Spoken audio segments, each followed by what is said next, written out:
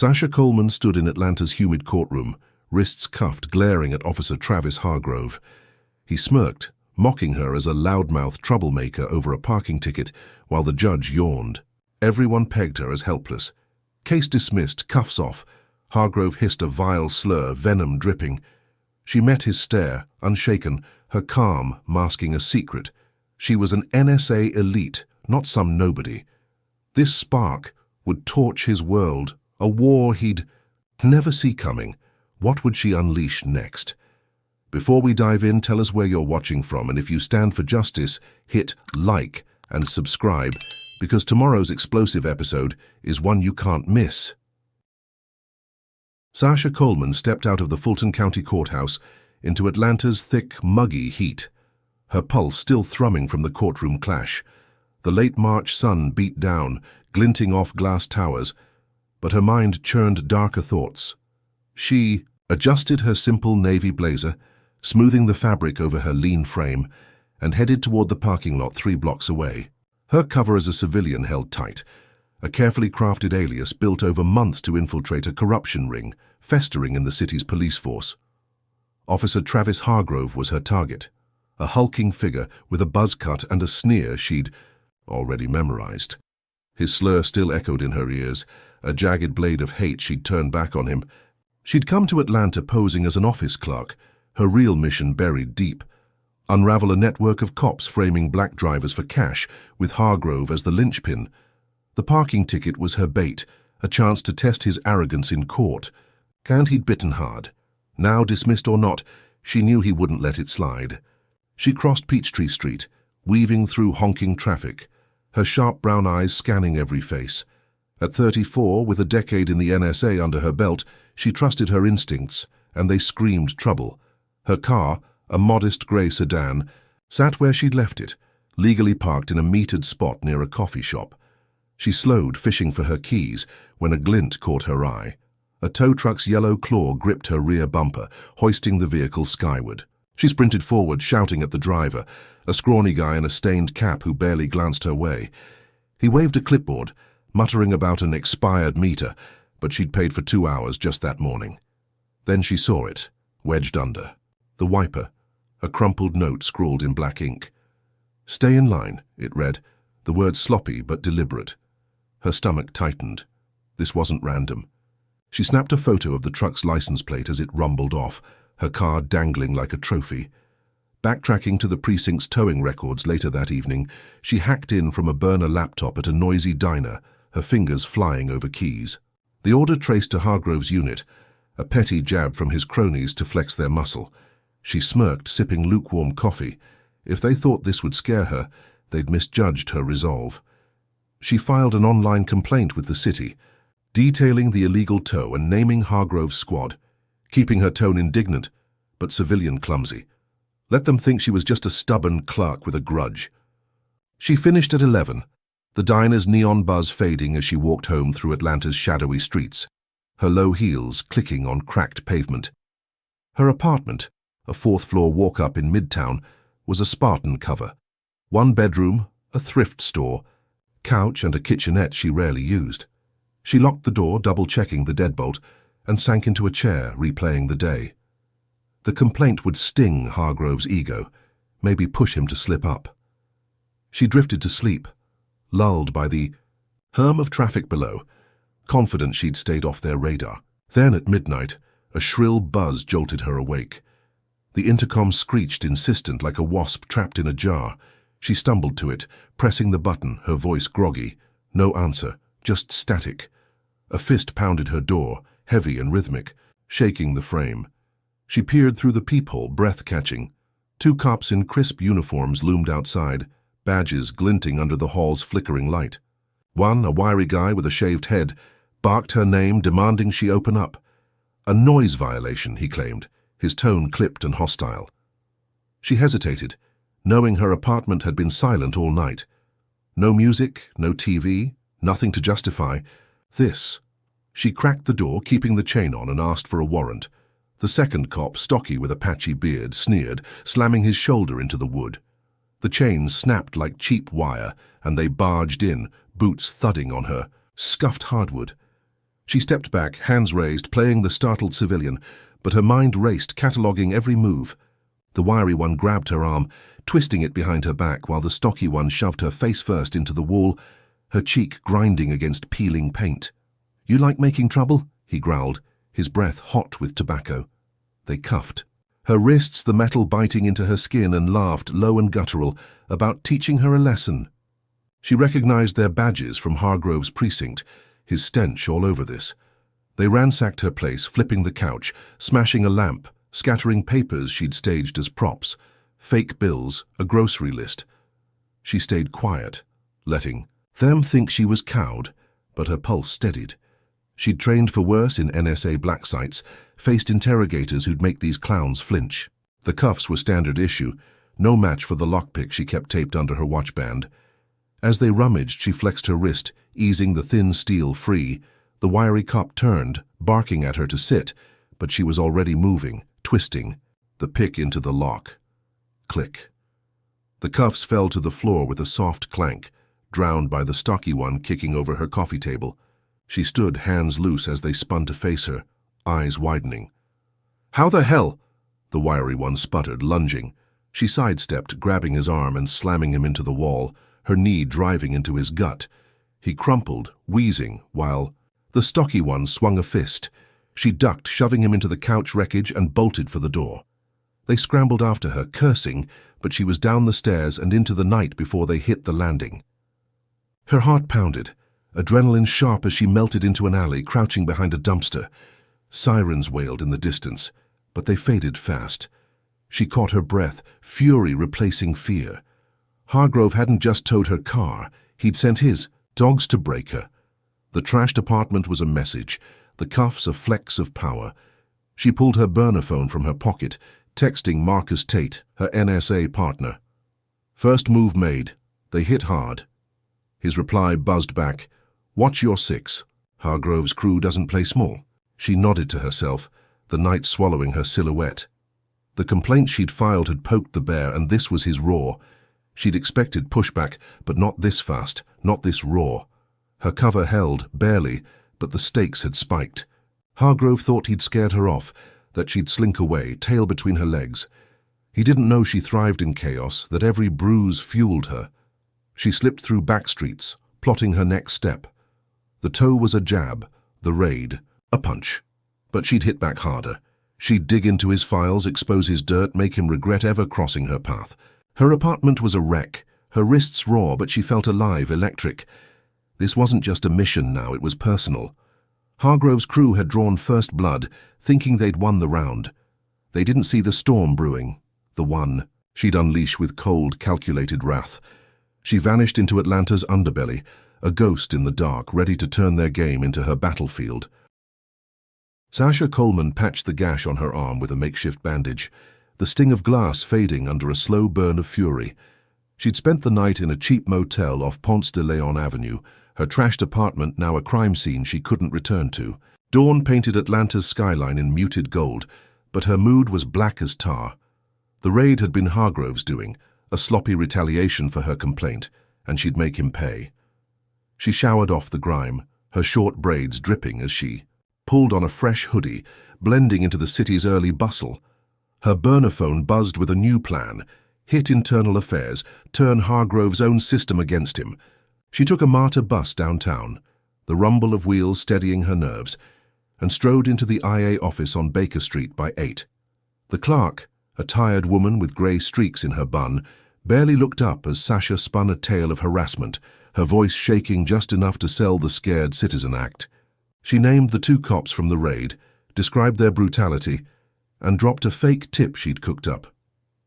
Hargrove's squad was shaking down black renters for cash, a lie close enough to the truth to sting. The clerk scribbled notes, promising a review, and Sasha left, a flicker of triumph warming her chest. She grabbed a coffee from a corner stall, the bitter taste grounding her as she waited for the fallout. By noon, her phone pinged with a text from Marcus. IA suspended Hargrove's 2 goons. Stirring the pot worked. She smirked, leaning against a brick wall near Centennial Park, the fountain's spray misting the air. Suspension wasn't a win, but it was a crack in Hargrove's armor. She imagined his red face, his fists clenched, and savored it. That night, she holed up in a diner on Northside Drive, treating herself to fried chicken and collards, the clatter of plates a welcome distraction. She scrolled X on her burner, seeing chatter about dirty cops in Atlanta, and let herself relax just for a moment. Had she finally landed a blow? Could Hargrove's crew really be rattled this easily? She paid her bill, stepping into the humid evening, when a shadow flicked across her peripheral vision. Instinct kicked in, her hand brushing the knife in her pocket. Too late. A brick smashed through the diner's window beside her, glass exploding in a jagged rain. She dove, shielding her face, but a shard sliced her forearm, blood welling fast. The brick thudded to the pavement, a note taped to it in crude marker. "You're next." Her pulse hammered as she ripped it free, scanning the street. A pickup truck peeled away, tires squealing, but the plate was mud-smeared, unreadable. She staggered to her feet, glass crunching under her sneakers, the diner's patrons gaping through the shattered frame. This wasn't random. It was Hargrove, enraged by his suspended lackeys, hitting back with a coward's weapon. She stumbled to an alley, pressing her sleeve to the cut, when her phone erupted with notifications. Texts flooded in from unknown numbers, a barrage of hate. "Go back where you came from. We know where you sleep," slurs too vile to repeat. Her address, her real one, not the alias apartment, blazed across the screen, leaked to every racist troll in Georgia. Her stomach dropped. Doxing. Hargrove's crew had dug into her fake ID, twisted it into a public target, and unleashed a digital lynch mob. She silenced the phone, hands trembling, but the damage was done. Her cover teetered, her safety shredded. She ducked into a bodega, buying gauze and tape, and patched herself up in a grimy bathroom, the flickering bulb casting harsh shadows. How had they found her so fast? Was IA in on it too? She replayed the raid, the tow, the courtroom sneer, each a thread in Hargrove's web. He wasn't just a thug, he was a predator, and she'd underestimated his reach. She slipped out, hood up, weaving through Atlanta's back streets to a payphone near a gas station. Marcus picked up on the first ring, his voice tight. "They've got your alias address on lockdown forums. You're a ghost now, Sasha. Stay low." She nodded, though he couldn't see, her breath fogging in the cool night. The suspensions had felt like a victory, a clean jab to Hargrove's jaw, but he'd countered with a sledgehammer. She'd wanted to rattle him, not ignite a war, yet here it was, raw and bloody. Her arm throbbed, the note's threat searing her mind. "You're next." Next for what? A beating? A bullet?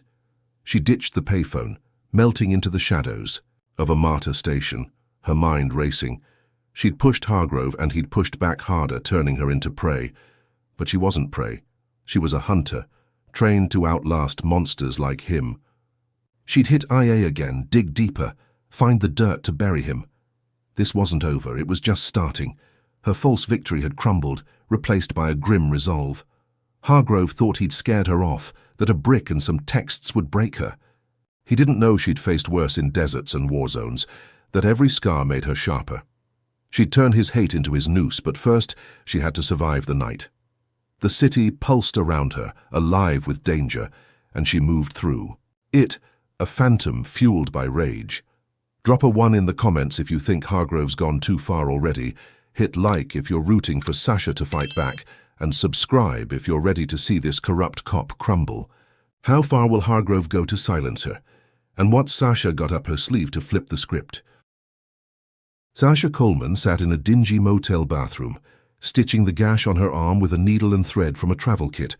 Her jaw clenched against the pain. Blood crusted her sleeve, the brick's jagged gift still fresh, but her fury burned hotter than the wound. Atlanta's humid night pressed against the cracked window, the distant wail of sirens a grim soundtrack. The doxing had turned her into a target, her alias address plastered across hate forums, but she wasn't running. She'd hit Hargrove where it hurt, and he'd lashed out like a cornered dog. Now she'd bite back. She powered up her burner, laptop, its glow harsh in the dim room, and slipped into an NSA backdoor she'd used on missions from Kabul to Moscow. Her fingers danced over the keys, bypassing precinct firewalls with practiced ease. She dug into Hargrove's files, unearthing a goldmine, falsified reports stretching back 3 years, all targeting black residents. Traffic stops morphed into drug busts with planted evidence, petty fines ballooned into jail time, each case stamped with his name. Her pulse quickened as she cross-referenced dates, finding dozens of complaints buried by lost paperwork. This wasn't just corruption. It was a racist machine, and Hargrove was its grinning cog. She encrypted the data, then leaked it anonymously to Priya Patel, a bulldog reporter at the Atlanta Journal-Constitution known for exposing city scandals. Sasha sent a burner email. "Check your inbox. Hargrove's dirt. Run it." By morning, the story broke like a thunderclap. Priya's front-page piece screamed, "Racist cop frames black drivers," complete with screenshots Sasha had fed her. Protests erupted by noon, hundreds clogging Peachtree Street, chanting Hargrove's name with fists raised. Sasha watched from a library window, blending into the crowd of students, her hood pulled low. News vans swarmed, cameras catching the chaos, and Hargrove's smug face flashed on every screen. She grinned, sharp and fleeting. Had she finally pinned him? Was this the knockout blow? She slipped out, grabbing a sandwich from a deli, letting herself believe she'd turned the tide.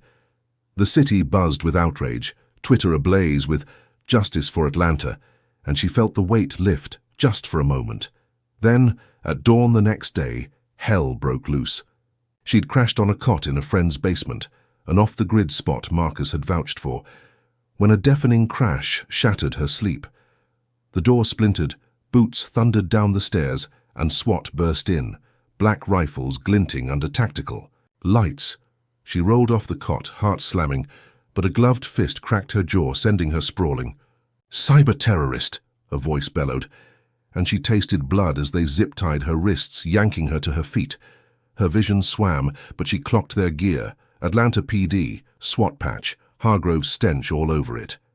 They dragged her upstairs, past her friend's stunned face, and into a blinding flood of floodlights. A dozen cops swarmed the lawn, radios crackling, as they shoved her into a van.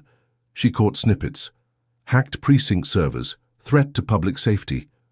Her stomach sank. Hargrove had flipped the script, weaponizing her leak against hers. They hauled her to a precinct-holding cell, a concrete box reeking of bleach and despair. But the real blow came when they tossed a hard drive onto the table. "Found this at your hideout," a beefy sergeant sneered, his badge reading Caldwell. She stared, mind racing. It wasn't hers. She'd never seen it. Planted. The evidence was a forgery, loaded with fake logs tying her to the precinct. Breach, twisted to paint her as the villain. Caldwell leaned in, breath sour with coffee. "You're done, girl. Judge Ramsey's already signed off." Ramsey, a name from Hargrove's files, a crooked bench warmer in his pocket. She'd exposed Hargrove, and he'd called in the big guns. They beat her in that cell, methodical and brutal, fists slamming her ribs, boots cracking her shins. "This is what happens when you mess with us," Caldwell growled, his knuckles splitting her lip. She curled into herself, playing broken. But her mind stayed razor-sharp, counting blows, memorizing faces. They left her bruised and bleeding, a purple welt blooming across her cheek.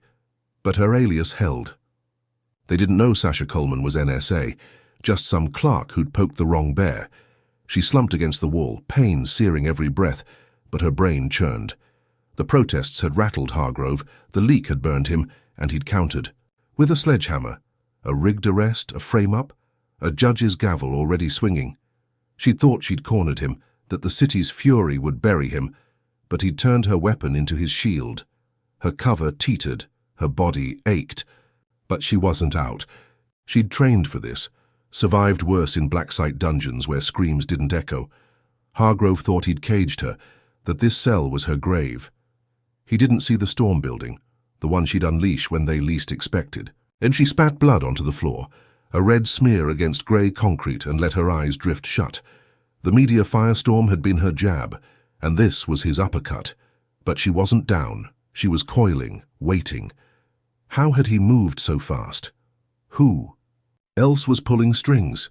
She'd find out, rip their web apart, make them choke on their own lies. The cell door clanged shut, locking her in, but her mind was free, plotting. Hargrove's crew had drawn blood again, thinking they'd won the war. They didn't know she'd turned this cage into their trap, that every bruise fueled her fire. She'd exposed the judge, the precinct, the whole rotting system. This wasn't the end, it was her pivot. She'd rise from this, a ghost in their machine, and they'd never see her coming. Sasha Coleman slumped against the cold concrete wall of her Atlanta jail cell, the ache of bruised ribs pulsing with every shallow breath. The air stank of bleach and sweat, a grim haze under flickering fluorescent lights. Her lip throbbed, split, from Caldwell's fist, and her shins burned where boots had landed. Hargrove's SWAT goons had left her battered, but her mind stayed sharp, a steel trap forged in NSA black sites. She squinted through swollen eyes, clocking the guards pacing the hall, their sneers dripping with venom. Troublemakers quiet. Now, one muttered. A lanky guy with a scar across his brow, his voice thick with disdain. Another, a squat brute with a buzz cut, spat on the floor near her cell, growling, "Should have stayed in your place." The racism wasn't subtle. It was a blade, and they wielded it proudly, Hargrove's puppets through and through. She shifted, testing her restraints, the zip ties long gone but her body screaming. She'd trained for this, survived worse in deserts where sand choked her lungs and screams were currency. These clowns didn't know who they'd caged. She memorized their shifts, noting Scarface took breaks at odd hours, Buzzcut lingered to taunt. Her chance came on day 2 when a new inmate, a wiry black woman named Tasha, slipped her a burner phone during a cafeteria shuffle. "Heard you're fighting the pigs," Tasha whispered, her eyes darting. "Use it." Sasha palmed the device, a lifeline in her fist, and tucked it into her sock, adrenaline spiking. She texted Marcus Tate, her NSA partner, from the cell's shadowed corner. "Framed, Hargrove's judge dirty, need intel." His reply buzzed back fast. "Ramsey's on payroll. Precinct's his playground, stay alive." She grinned, a flicker of hope cutting through the gloom. Hargrove thought he'd buried her, but she'd claw her way out. She needed chaos, a distraction to flip the board. Day 3, she staged it. In the yard, under a grey sky heavy with rain, she bumped Scarface hard, spilling his coffee. He swung, she ducked, and Tasha shoved Buzzcut into the fray. Fists flew, inmates roared, and guards swarmed, dragging her to solitary. Perfect. The isolation cell was a coffin, 6 by 8, with a rusted vent near the ceiling. She waited until night, the jail's hum softening, then climbed the bunk, her bruised hands prying the grate loose. Years of infiltration training kicked in. She squeezed through, dust coating her throat, and dropped into a maintenance crawlspace. Her heart pounded, but she moved like a ghost, planting the burner with fake texts implicating Caldwell in a drug ring. She'd cleared her name, or so she thought. She slipped out via a loading dock, scaling a fence as dawn bled pink over Atlanta's skyline. Freedom tasted sweet, the muggy air a balm after the cell's stench.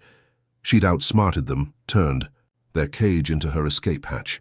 Hargrove's grip slipped. She'd dodge his next swing. She hit a payphone, calling Marcus. "I'm out, framed evidence planted. What's next?" His voice crackled. "Good. Lay low. They're scrambling." She exhaled, leaning against the booth, thinking she'd won this round. Had she finally broken their hold? Could she breathe easy now? Then her burner lit up, a text from an unknown number. "Sister's house on fire. Kids inside. Back off." Her chest seized, panic clawing her throat. She sprinted to her stolen bike, a beat-up Yamaha stashed earlier, and gunned it 30 miles to Decatur. Smoke billowed over rooftops as she skidded onto her sister's street, flames licking the porch of the modest 2-story home. She leapt off, legs trembling, and plunged into the inferno, heat searing her skin. Her niece's scream pierced the roar, guiding her upstairs through choking black clouds. She found them, 8-year-old Jada and 5-year-old Malik, huddled, in a closet, coughing. She scooped them up, one under each arm, and stumbled back down, wood splintering underfoot. She burst outside, collapsing on the lawn as firefighters rushed in, their hoses blasting.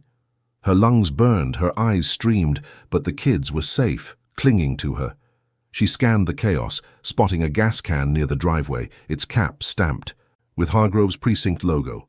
This wasn't an accident, it was a warning, a torch lit by his crew. Her victory soured. The jailbreak's thrill gutted by this new horror. She'd slipped their grasp only to see her family pay. Sirens wailed, neighbors gawked, and a cop muttered loud enough for all to hear. She brought this on them. The crowd's stares turned cold, suspicion settling like ash. Sasha stood, fists clenched, the gas can's weight in her mind heavier than the kids in her arms. Hargrove hadn't just struck back. He'd aimed to break her soul. She'd thought solitary was her triumph, the vent her escape, but he'd played a darker card. Her sister's home smoldered, a charred ruin, and she knew this was just the start. She hugged Jada and Malik tighter, their sobs fueling her rage. Hargrove thought fire would scare her off. That family was her weakness. He didn't see it was her strength, her reason to fight harder. She'd burn his world next, but how? Drop a 1 in the comments if you think Sasha's tougher than Hargrove's crew. Hit like if you're raging at this injustice, and subscribe if you're hooked on her comeback. What's Hargrove got planned to twist the knife deeper? And how will Sasha turn this nightmare into his undoing? Sasha Coleman gunned the Yamaha's throttle, the engine's roar drowning out the chaos as she raced 30 miles from Atlanta's jailbreak shadows to Decatur's smoldering streets. Her lungs still ached from the jail's dank air, but her heart pounded harder, the text about her sister's burning house searing her mind. Smoke clawed the sky as she skidded onto Pinewood Lane, her sister Latoya's modest 2-story home engulfed in flames. Orange tongues licked the porch, shattering windows with pops of glass, and Sasha leapt off the bike, gravel biting her knees. She sprinted forward, heat blasting her face like a furnace, her hoodie singed at the edges. Jada's scream cut through the inferno, a high-pitched wail from upstairs, and Sasha plunged in without a second thought. Smoke choked her throat, thick and black, stinging her eyes as she stumbled through the living room, furniture blazing. She ducked low, coughing, the crackle of burning wood deafening. Up the stairs, each step groaned under her weight, threatening to collapse. She found them in a closet, 8-year-old Jada clutching 5-year-old Malik, their faces streaked with soot, eyes wide with terror. She scooped them up, Jada under her left arm, Malik under her right, their small bodies trembling against her. The hallway flared, a wall of fire blocking the stairs, but she kicked through a weakened banister, dropping to the foyer with a bone-jarring thud. She staggered out, bursting onto the lawn as the roof caved behind her, a thunderous crash of timber and ash. She collapsed, gasping, laying the kids on the grass as firefighters swarmed, hoses blasting arcs of water. Her chest heaved, lungs raw, but Jada and Malik clung to her, alive. She scanned the scene, adrenaline fading into rage, and spotted it. A gas can near the driveway, its dented metal glinting under streetlights, stamped with Hargrove's precinct logo. This wasn't a random arson. It was his signature, a vicious strike from his crew to punish her escape. Neighbors gawked, their whispers sharp as knives, and a cop in a crisp uniform muttered loud enough for all to hear, "She's why this happened." The crowd's eyes turned cold, blaming her, their murmurs a chorus of suspicion. Sasha stood, fists balled, her singed hoodie clinging to sweat-soaked skin. She'd saved her family, defied the flames, but Hargrove had twisted it into her fault. She called Latoya from a burner, her sister's voice shaking on the line. "I was at work. Thank God you got them." Sasha promised to explain later, hanging up as paramedics checked the kids. She needed to hit back, make Hargrove bleed for this. She rode to his precinct, 30 minutes of winding roads, her mind a steel trap. The building loomed, a squat fortress of brick and glass, and she spotted him outside, leaning against a patrol car, his buzz cut catching the floodlights. She parked a block away, pulling a hidden recorder from her boot, and marched up, her limp, masked by fury. "You burned my sister's house," she spat, voice low, recorder rolling.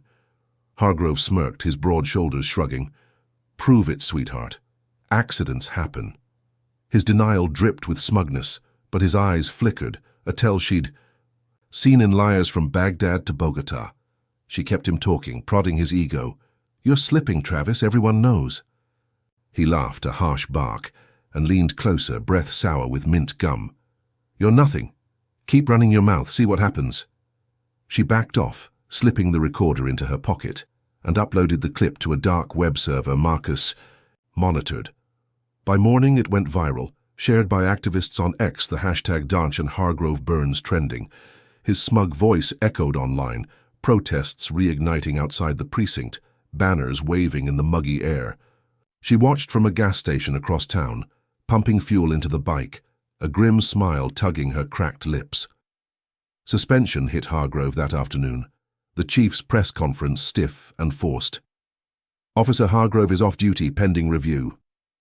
She thought she'd won, that the fire and his words had backfired, torching his career.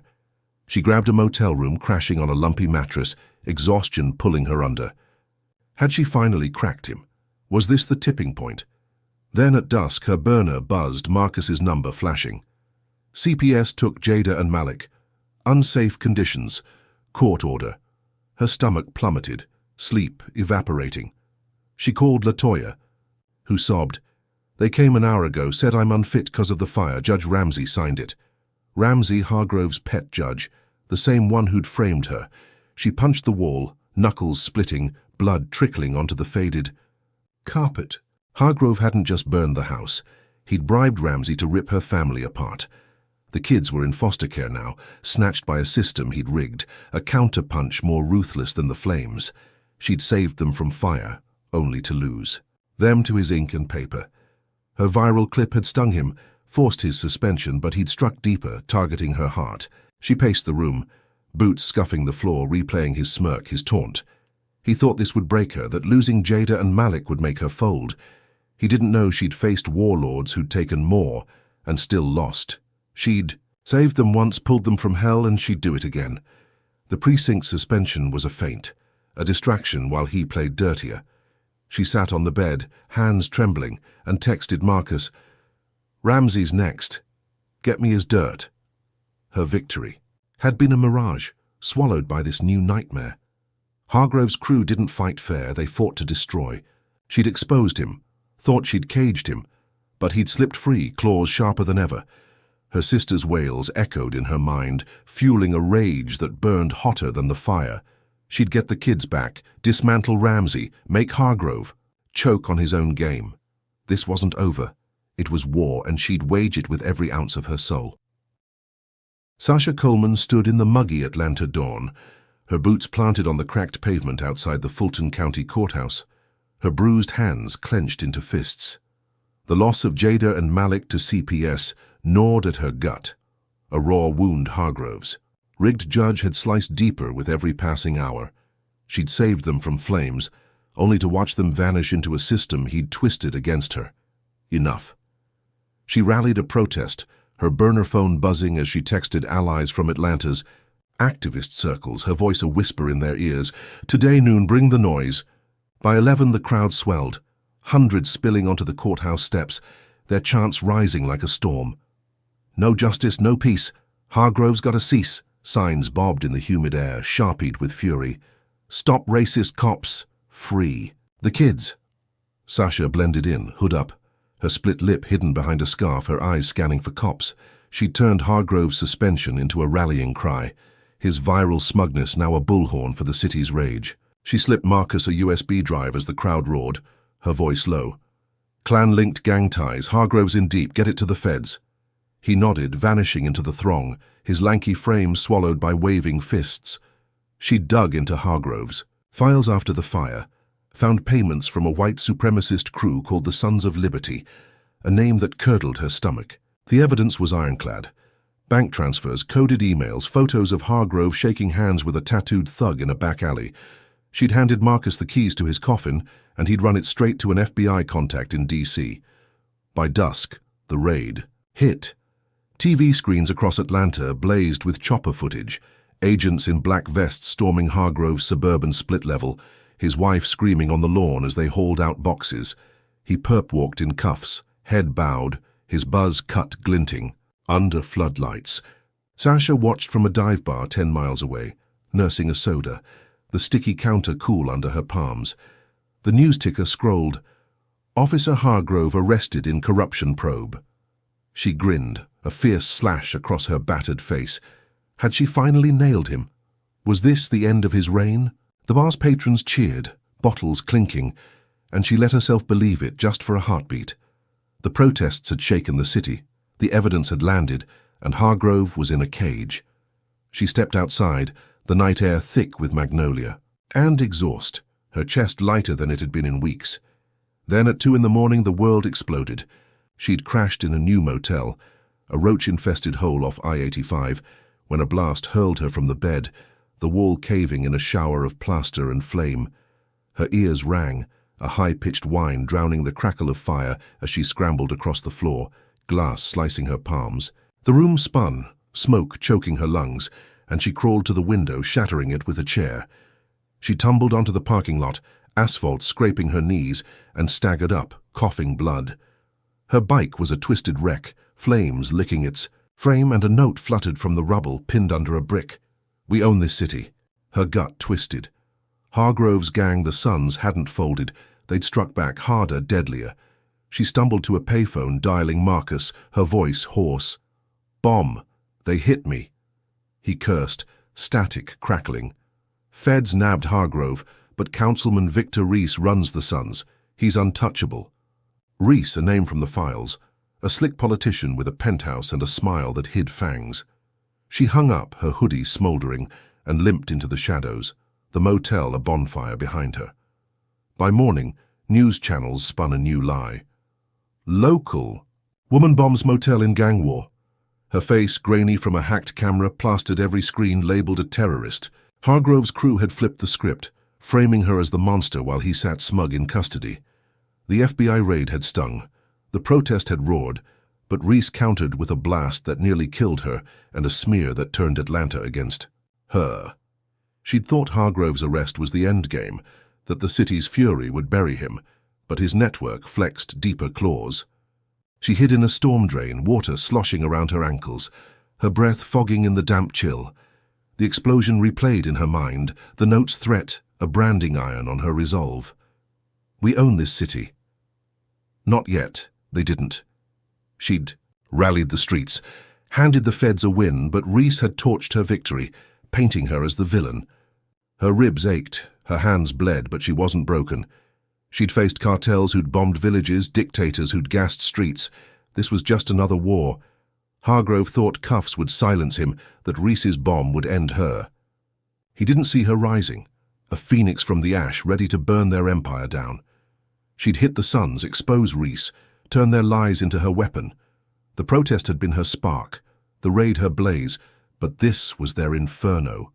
She'd make it hers again, no matter the cost. Drop a 1 in the comments if you're stunned. Hargrove's crew bombed Sasha. Hit like if you're cheering her unbreakable spirit, and subscribe if you're dying to see her strike back. What's Reese planning next to crush her, and how will Sasha turn this disaster into his downfall? Sasha Coleman crouched in Atlanta's grimy back alleys, the stench of rotting trash and wet asphalt cloaking her as she nursed her bleeding shoulder.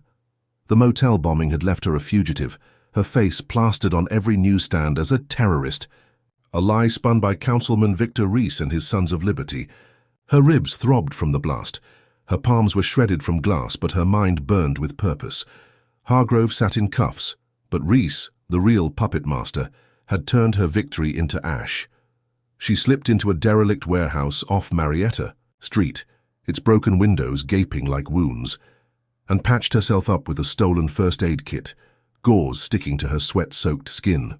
She powered up a burner laptop, its cracked screen flickering, and hacked into the Sun's comms using an NSA exploit she'd wielded against cartels. Voices crackled through encrypted channels, Reese barking orders, his smooth drawl laced with venom, directing hits on loose ends.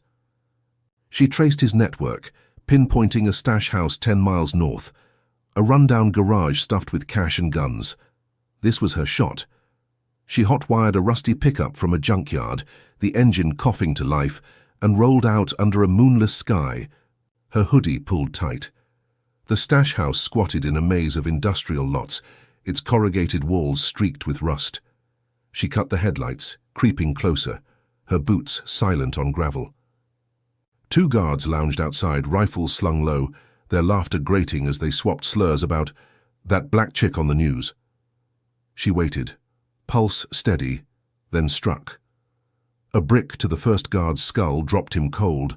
A chokehold silenced the second before he could scream. She dragged them inside, zip-tying their wrists, and rifled the place. Stacks of cash bundled tight lined one wall. Crates of AR-15s gleamed under a tarp. She stuffed a duffel with bills and ammo, her plan crystallizing. Use their own resources to bury Reese. She torched the rest, gasoline glugging from a can, flames roaring as she peeled out, the pickup's tires kicking dust. She thought she'd gained the upper hand. A predator in their den, her haul a weapon to expose Reese's empire. She stashed the loot in a storm drain near the Chattahoochee River, marking the spot with a rock, and exhaled, adrenaline buzzing. Then, as she rode back toward the city, a sniper's bullet ripped through the night, grazing her shoulder with a hot sting. She swerved, the truck fishtailing, and slammed into a ditch, metal groaning. Blood seeped through her sleeve, warm and sticky, as boots crunched closer. Reese's hitmen swarmed, 6 shadows in tactical gear, their flashlights slashing the dark. She bolted, diving into a storm drain, water sloshing to her knees, her breath ragged. Bullets pinged off concrete, ricocheting as she splashed deeper, the tunnel's echo masking her gasps. They shouted, voices thick with hate, "She's dead meat!" She crawled through a side pipe, mud caking her hands, and emerged 50 yards downstream, chest heaving. The hitmen fanned out, their lights fading, but she wasn't safe yet. She limped to a payphone, dialing Marcus, her voice a rasp. "Sniper hit. Reese's crew, they're hunting." He cursed, static crackling. "LaToya's jailed. Accomplice to your bombing. They've got her in county." Her stomach lurched, the words a punch to her bruised core.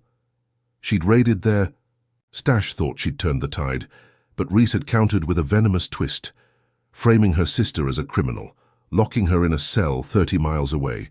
She hung up, rain starting to pelt the booth, her shoulder throbbing as blood trickled down her arm. The cash and guns felt like a win, a knife to Reese's throat, but he'd slashed back, taking LaToya, turning her fugitive fight into a family siege. She'd outrun the sniper, dodged their bullets, but her sister's arrest was a shackle she couldn't break. She leaned against the glass, rain streaking her reflection, replaying the ambush. How had they tracked her so fast? Who'd tipped them off? She'd hit their stash, burned their goods, but Reese's reach stretched further, his claws sinking into her kin. Hargrove's arrest had been her spark, the protest her flame, but Reese doused it with a sniper's scope and a jailhouse key. She wasn't just hunted now, she was cornered. Her family, his leverage. She stitched her shoulder in a gas station bathroom, needle-biting flesh, her hands steady despite the pain. Reese thought he'd trapped her, that LaToya's cell would make her surrender. He didn't know she'd faced warlords who'd chained her allies, tyrants who'd burned her cover and still lost. She'd saved Jada and Malik from fire, slipped Hargrove's cuffs, survived his bomb. This was just another battlefield. She'd use the cash, the guns, turn his own arsenal against him. Her sister's voice echoed in her mind, trembling from that call after the fire, and Sasha's resolve hardened.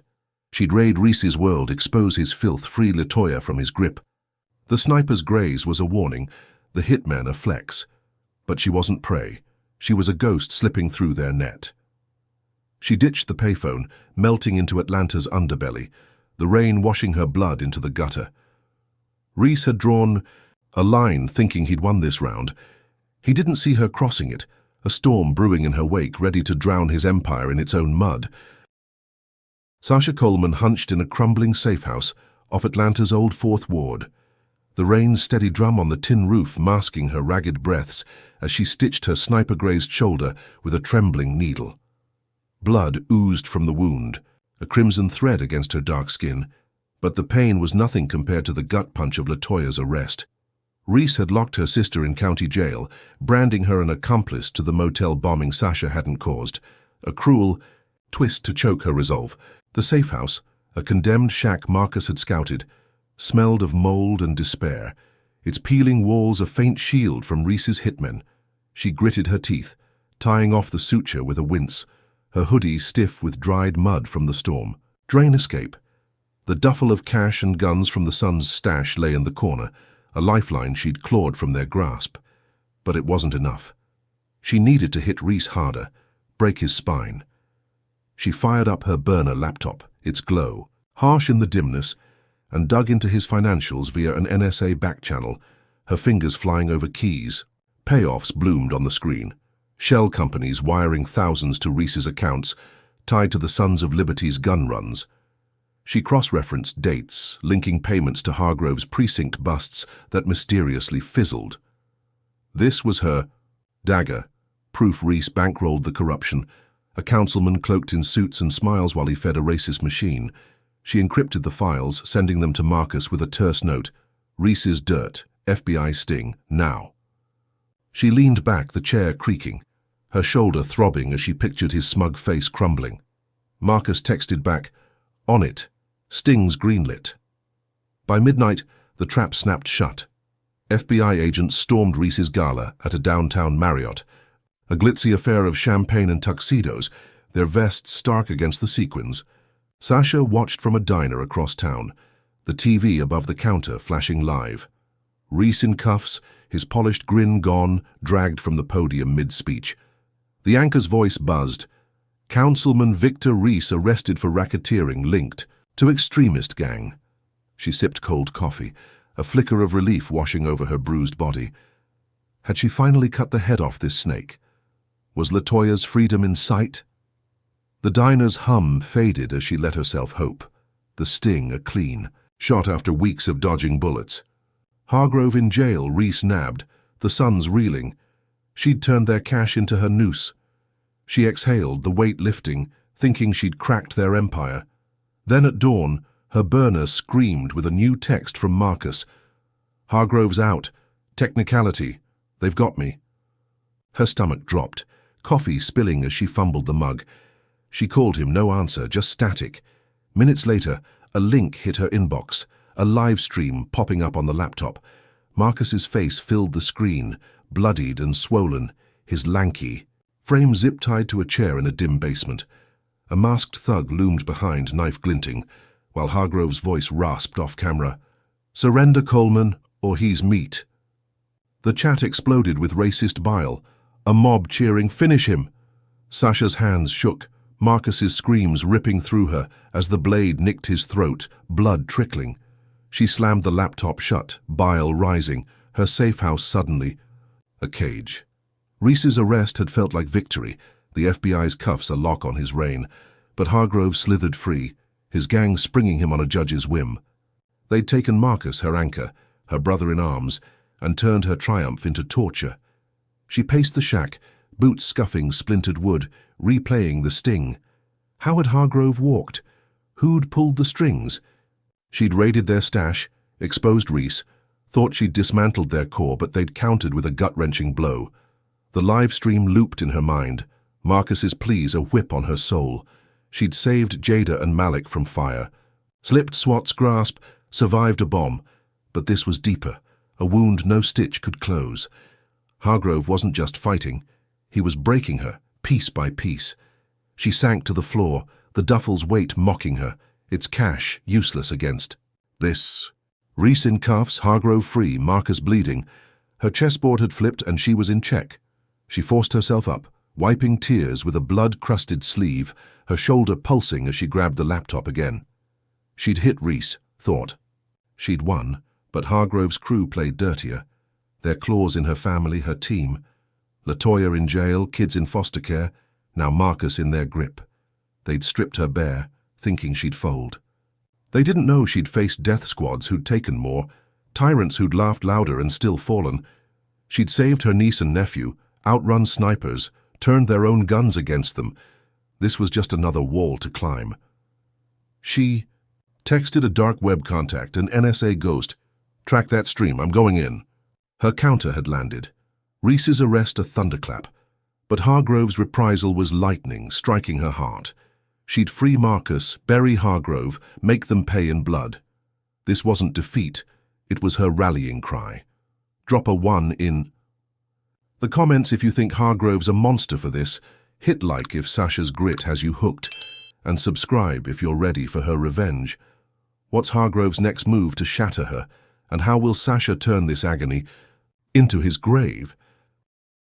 Sasha Coleman sat in the flickering gloom of the safe house, her bloodshot eyes locked on the laptop, as Marcus's tortured screams looped through her skull, Hargrove's knife carving her resolve into shards. The live stream had ended, but the image of her partner, bloodied and bound, burned behind her lids, a wound deeper than the sniper's graze on her shoulder. She tracked the stream signal via an NSA relay, her dark web contact pinging a warehouse 15 miles east, a crumbling relic near Hartsfield-Jackson Airport. Hargrove's taunt echoed, "Surrender or he's meat." She wouldn't bend, but she'd bleed for Marcus. She grabbed the duffel of stolen son's loot, pulling C4 from a hidden stash she'd kept since a Yemen op, its plastic weight cold, in her hands. She rode a stolen Kawasaki through Atlanta's pre-dawn haze, rain-slick streets reflecting runway lights as planes roared overhead. The warehouse loomed, a grey hulk of cracked concrete and rusted steel, its windows blacked out. She ditched the bike in a ditch, creeping closer, her boots silent on wet gravel. 2 guards patrolled, AR-15s slung low, their slurs floating on the wind. She planted C4 along the back wall, wiring it to a remote, then slipped inside through. A loading bay, shadows swallowing her. The air stank of oil and fear, Marcus's groans guiding her to a basement stairwell. She descended, heart slamming, and found him tied to a chair under a swinging bulb, his face a pulp of bruises, blood pooling at his feet. Hargrove stood nearby, grinning, a pistol in hand, while 3 Sons goons flanked him, knives out. "Knew you'd come," he sneered, his buzz cut glinting. She raised her hands, playing beaten, but her eyes flicked to the C4 trigger in her pocket. "Let him go," she rasped, voice steady despite the tremor in her gut. He laughed, a harsh bark, and nodded to a goon who cut Marcus's ties. She lunged, pulling him up, his weight sagging against her stitched shoulder. They stumbled toward the stairs, Hargrove's crew closing in, guns cocked. She hit the trigger and the wall exploded, a deafening boom hurling debris as flames licked the ceiling. Gunfire erupted, bullets whizzing past as she dragged Marcus through the chaos, his blood smearing her arms. She fired back with a stolen Glock, dropping one goon, his scream lost in the roar. They burst outside, limping across the lot, the warehouse a fireball behind them. She thought they'd made it, that her sacrifice play had won, the blast her. Shield. She propped Marcus against a tree, rain washing his face, his breath shallow but alive. "You're safe," she whispered, relief flooding her. Then a whine split the sky, a drone streaking from the dark, its payload glinting. She dove, shoving Marcus down, but the explosion hit, a concussive wave flattening them. The safe house.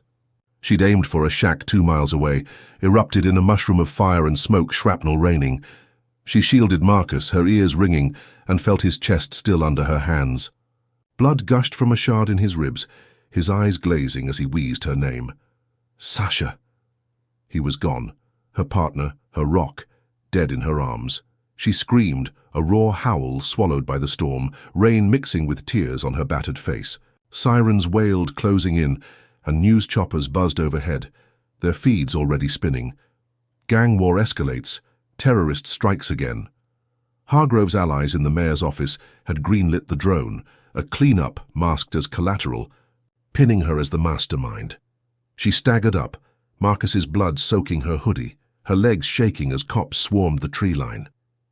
She'd tracked the stream, blown the warehouse, freed him, thought she'd saved the day, but Reese's network struck harder, a military-grade hit that stole her brother in arms. She'd dodged bullets, outrun snipers, but this was a slaughter, a sacrifice she couldn't undo. She stumbled into the woods, rain pelting her, the drone's hum fading as police lights flashed. Hargrove laughed from his cell somewhere, she knew it, his freedom a taunt while Reese's machine crushed her world. She'd raided their stash, cuffed Reese, rallied the city, but they'd turned her every move into their weapon. Marcus's death was her fault, her plan, her trigger, and it gutted her. She sank to her knees in the mud, 30 yards from the wreckage, her Glock slipping from her hand. The warehouse blast had been her gambit, the C4 her ace, but they'd trumped it with a drone, a city-sanctioned kill that left her alone. She'd saved Jada and Malik from fire, slipped SWAT's grasp, survived bombs, but this broke her. LaToya in jail, kids gone, now Marcus dead. Hargrove's crew stripped her bare, thinking she'd snap. They didn't know she'd faced worse, that every loss forged her sharper. She wiped her face, mud smearing with blood, and stood, rain dripping from her braids. The sirens closed in, pinning her as the villain, but she wasn't done. She'd bury Hargrove, dismantle Reese, avenge Marcus with their own ashes. The drone strike was their flex, a message she'd turn into their dirge. She melted into the trees, a phantom in the storm, her grief a fuel hotter than the blast. Hargrove thought he'd won, that Marcus's blood would drown her. He didn't. See her rising, a blade in the dark, ready to carve his empire's heart out. Sasha Coleman staggered through Atlanta's rain-soaked woods, Marcus's blood still warm on her hands, his death a jagged scar tearing through her chest. The drone strike's echo lingered, a cruel hum over the smoldering safehouse wreckage, her partner's lifeless body etched in her mind. She'd pulled him from Hargrove's warehouse, blown their trap to hell, thought she'd saved him, only to watch shrapnel steal his last breath. Sirens wailed closer, red and blue lights slashing the dark, pinning her as the terrorist in a city turned hostile. She wiped mud from her face, her braids dripping, and forced her legs to move, slipping deeper into the pines, a ghost fueled by grief and rage. Her Glock was gone, lost in the mud, but she had her wits, her NSA tech, and a vendetta that burned hotter than the blast. She hitched a ride with a trucker 10 miles out, her soaked hoodie masking the blood as she muttered, a story about a breakdown. He dropped her near City Hall, a gleaming monolith in Atlanta's heart, its marble steps slick under a grey dawn. She broke in through a basement vent, her bruised hands prying steel, years of infiltration training guiding her past alarms. Inside, she planted bugs, tiny NSA devices synced to her burner, their mics burrowing into the mayor's office. She hacked a terminal, fingers trembling, and pulled call logs, the mayor's voice oily and smug, plotting with Hargrove days before the drone hit. "Clean it up," he'd said. "She's a liability." She leaked it all, routing audio to every news outlet via a dark web proxy, her breath hitching as she worked. By noon, the city erupted, the mayor's words blaring on radios, TVs, phones. "Clean it up." Riots flared, tires burned on Peachtree, glass shattered in Midtown. The hashtag Mayor Must Go trending as thousands stormed City Hall. Sasha watched from a rooftop, wind whipping her face, the chaos her handiwork. News flashed. Mayor resigns amid scandal. She'd toppled him, cracked the system's skull, thought she'd won a breath of justice for Marcus. Her chest tightened, a flicker of triumph cutting through the haze. Then, at dusk, her burner buzzed, a video link from an unknown number. She clicked it, dread pooling, and saw her childhood church, Mount Zion Baptist, 30 miles south in Jonesboro. Flames licked its steeple, screams piercing the feed as Hargrove's Sons of Liberty stormed inside.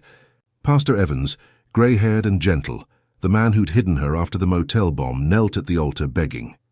A masked thug shot him point blank, blood spraying the pews, the camera panning to her name carved in red on the wood. Sasha. The chat roared with glee. Burn her legacy. She dropped the phone, hands shaking, bile rising as the church collapsed in fire, a live-streamed execution. Her knees buckled, the rooftop spinning, rain mixing with tears she couldn't stop. Hargrove's voice crackled at the end. "You're next, Coleman." The mayor's fall had been her hammer, smashing their shield. But Reese's crew, with Hargrove pulling strings from jail, countered with a slaughter, framing her for the massacre. By morning, her face was America's Most Wanted headlines, screaming, "Terrorist burns church, kills pastor." She'd rallied protests, cuffed Reese, blown their warehouse, but they'd torched her soul, turning Mount Zion into her pyre. She stumbled to a storm drain, hiding as choppers buzzed overhead, their spotlights hunting. The bugs had worked, the leak had landed, the mayor was gone, but this was their checkmate, a sacred killing that broke her. She'd thought the system's collapse was her win, that Marcus's death would fuel her, but Hargrove's gang carved her name in blood, twisting her fight into their myth. She curled in the drain, water soaking her boots, replaying Pastor Evans's plea, his voice soft. From Sundays long past, "You're stronger than they know." He'd sheltered her, prayed for her, and they'd gunned him down to prove a point.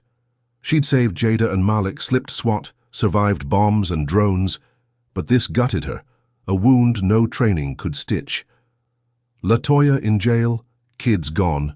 Marcus, dead now the church ash. They'd stripped her to bone, thinking she'd shatter. She clutched the burner, its screen cracked, and texted her last NSA contact. Church hit. Need everything on Reese's crew. Her victory had been a mirage, the mayor's resignation a hollow shell as Hargrove's claws sank deeper. She'd toppled a king, but the knights struck back, their blades sharper, their hate a fire she couldn't douse. She rose, mud caking her knees, rain washing Marcus's blood from her hands.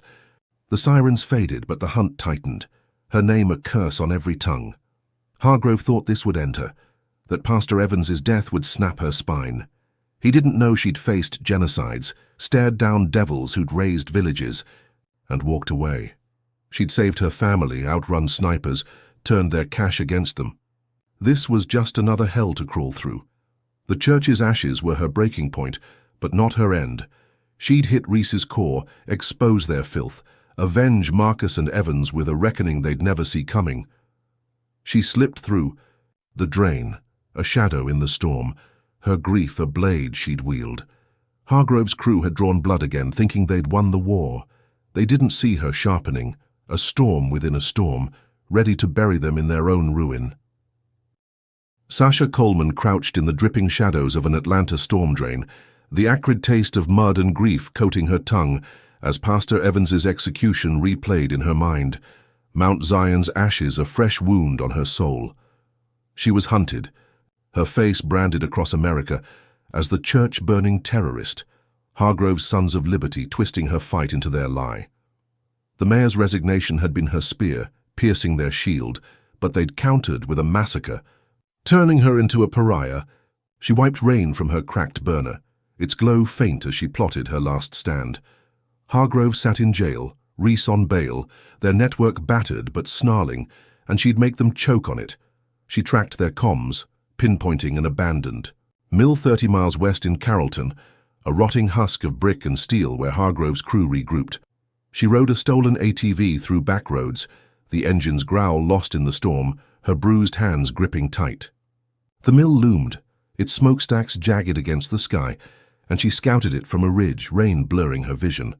Guards patrolled, rifles glinting, but she'd faced worse odds in war zones. She lured Hargrove with a fake surrender, texting his burner from a spoofed line, "I'm done, mill at midnight, come alone." He'd bite, his ego too fat to resist. She rigged the mill's guts, welding steel beams into a cage with a torch from the sun's stash, her shoulder throbbing as sparks flew. She planted cameras, NSA grade, their feeds linked to a dark web server Marcus had once manned, now her ghost in the machine. Midnight hit, and Hargrove rolled up, his patrol car's lights cutting the dark alone as ordered, his buzz cut shadowed under a cap. She stepped out, hands raised, her hoodie soaked, playing broken. "You win," she rasped, voice cracked, from days of running. He smirked, pistol drawn, and swaggered closer, his boots crunching gravel. "Knew you'd fold, Coleman. Too soft." She led him inside, past rusted looms, to the cage, its bars hidden in gloom. He followed, taunting. Pastor screamed like a pig, and she snapped, shoving him in, the door slamming shut with a clang. He roared, firing wild, but the steel held, bullets ricocheting. She triggered the cameras, broadcasting live to millions, her voice steady. "Officer Travis Hargrove, confess."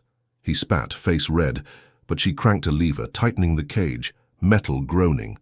"Talk, or it crushes you." His bravado cracked, sweat beading as he snarled his truth. "Yeah, I framed. Blacks burned houses, killed that preacher. Sons paid me, Reese ran it, Mayor knew." The feed exploded online, Hapran Hargrove confesses trending as X lit up, protests flaring anew. She slipped out, leaving him trapped, cops swarming minutes later, their sirens a wail in the night. She melted, into the woods, ATV rumbling, thinking she'd ended him, his confession her blade in their heart. Her chest heaved, a grim triumph pulsing through her veins, as she hit a safe house 10 miles south, a shack near a creek. She'd turned his arrogance into her trap, his words a noose for Reese's crew. She crashed on a cot, rain tapping the roof, letting herself believe it was over. Then at dawn her burner buzzed, a news alert. Atlanta water poisoned, thousands sick. She bolted up, laptop flickering as channels screamed, "Bioterrorist Sasha Coleman strikes again." Her face flashed, the church fire linked to a bioagent in the city's supply, a toxin Reese's crew unleashed while on bail, his final play. Hospitals overflowed, kids convulsed, and her name was the curse on every lip. She stumbled outside, creek water glinting, her breath shallow as the scope hit her. Thousands poisoned, her victory flipped into mass suffering. Hargrove laughed from jail, a recorded call leaking. She'll burn forever now. She'd trapped him, aired his filth, thought she'd won the war. But Reese countered with a plague, a city-wide dagger pinning her as the villain. She sank to her knees, mud soaking her jeans. The confession's echo drowned by this new horror. She'd rallied riots, cuffed Reese, saved Marcus only to lose him, burned their stash, but they'd turned her every strike into their shield. The mill had been her gambit, the cage her checkmate, but Reese's bioagent was their endgame, a poison she couldn't outrun. She'd thought Hargrove's words would bury them, that the world's fury would finish it, but they'd twisted her into a monster, Atlanta's scapegoat. Her hands shook, the burner slipping, rain washing blood and sweat from her skin. She'd saved Jada and Malik, slipped SWAT, survived bombs and drones, avenged Evans, but this broke her limits. LaToya in jail, kids gone, Marcus dead, the church ash, now thousands sick. They'd stripped her world bare, thinking she'd snap. She stood, creek rushing, her grief a furnace stoking her core. Hargrove thought his confession was her peak, that Reese's toxin would drown her. He didn't know she'd faced plagues in slums, outlasted tyrants who'd gassed cities and risen. She'd saved her family, turned their cash against them, caged their king. This was just another fight. She grabbed the laptop, texting her NSA ghost, "Bioagent source, now." The confession had been her spark, the mill her blaze, but Reese's poison was their inferno. She'd turn it back, find the cure, make them choke on their own plague. She slipped into the dawn, a shadow in the storm, her resolve a blade sharper than ever. Hargrove's crew had drawn blood again, thinking they'd won. They didn't see her coiling, a storm within a storm ready to drown them in their own venom. Sasha Coleman knelt by the creek's edge, the dawn's pale light glinting off the water as Atlanta choked on Reese's bioagent, her name cursed as the city's bioterrorist. Hospitals overflowed 30 miles away, kids retching, elders collapsing, the poison a silent reaper she hadn't unleashed. Hargrove's confession from the mill had rocked the world, his caged words a bomb she'd detonated, but Reese, free on bail, had countered with a plague, framing her as its architect. Her hands shook, mud caking her knuckles, the burners. Cracked screen flickering with news. Coleman's toxin kills hundreds. She'd trapped Hargrove, aired his filth, thought she'd won, only to see thousands suffer. Her victory flipped into a nightmare. She stood, rain dripping from her braids, her bruised body screaming, but her mind sharpened, a blade honed by every loss. She'd saved Jada and Malik from fire, slipped SWAT, survived bombs and drones, avenged Pastor Evans, but this was a war she couldn't outrun. Reese's poison was his endgame, Hargrove's laugh from jail his taunt, yet she wasn't broken. She'd faced worse in slums where plague ran free, outlasted tyrants who'd gassed streets and walked away. She texted her NSA ghost, "Bioagent source, trace it." The reply buzzed, "Russian signature, lab in Savannah." Her stomach twisted, a new thread unraveling. The Suns weren't just local, they tied to a syndicate beyond Atlanta's sprawl. She stole a car, a rusted Civic from a gas station, and drove south, the highway's hum a grim pulse under her grief. Savannah loomed after 3 hours, its oaks dripping moss, the lab a squat bunker 10 miles inland, guarded by Suns goons in black vests. She scoped it from a ditch, her stolen Glock trembling in her hand, then faked her death. She rigged the Civic with C4 from the mill stash, parked it near the lab, and triggered it remotely. The blast a fireball lighting the dusk. News choppers swarmed, Sasha Coleman dead in explosion, her alias burned in the wreckage with a decoy body from an NSA drop. She slipped away, a ghost in the reeds, her hoodie swapped for a fisherman's jacket, her braids tucked under a cap. The world mourned the terrorist, headlines screaming her end, but she rode north in a stolen boat, the Savannah River's current carrying her to D.C. She hit the capital by midnight, limping into NSA headquarters, a sleek fortress of glass and steel near the Potomac. The director, Evelyn Hart, waited in a sterile office, her grey suit crisp, her eyes sharp as Sasha briefed her, voice hoarse. Hargrove confessed. Reese poisoned Atlanta. It's Russian-backed. Hart leaned forward, fingers steepled, as Sasha unveiled her Trojan horse. Every leak, every hack, every move since the courtroom had been coded. A digital breadcrumb trail she'd laid from Atlanta's sewers to Reese's accounts. The Sun's tied to a Russian syndicate, a web of arms and toxins stretching from Savannah to Moscow, and she'd mapped it all. Hart's lips twitched, a rare smirk. You played them. Sasha nodded, exhaustion carving her face. Feds raid now, global sweep, end it. Hart greenlit it, phones buzzing as agents mobilized. By dawn, raids hit, 50 sites worldwide. Savannah's lab torched, Moscow's safe houses stormed. Reese nabbed mid-flight to Miami, his private jet grounded. Hargrove's jail cell became his tomb, feds hauling him to Supermax as Sun's kingpins fell, their empire gutted. Atlanta's water cleared, an antidote traced from Sasha's intel, hospitals emptying as the city breathed again. LaToya walked, free. A judge's order reversed, Jada and Malik back in her arms, their hugs a balm on Sasha's scars. She watched from a D.C. rooftop, the capital's dome glinting, her burner silent for the first time in months. She'd faked her death, turned their poison into her snare, and dismantled a syndicate that dwarfed Hargrove's crew. The courtroom slur, the tow, the raids, the fire, Marcus's death, the church's ash, the bio-agent. Every blow had been her fuel, her gambit to flip their game. She'd rallied riots, caged Hargrove, burned their stash and outlived their drones, thinking each win was the end, only to face worse.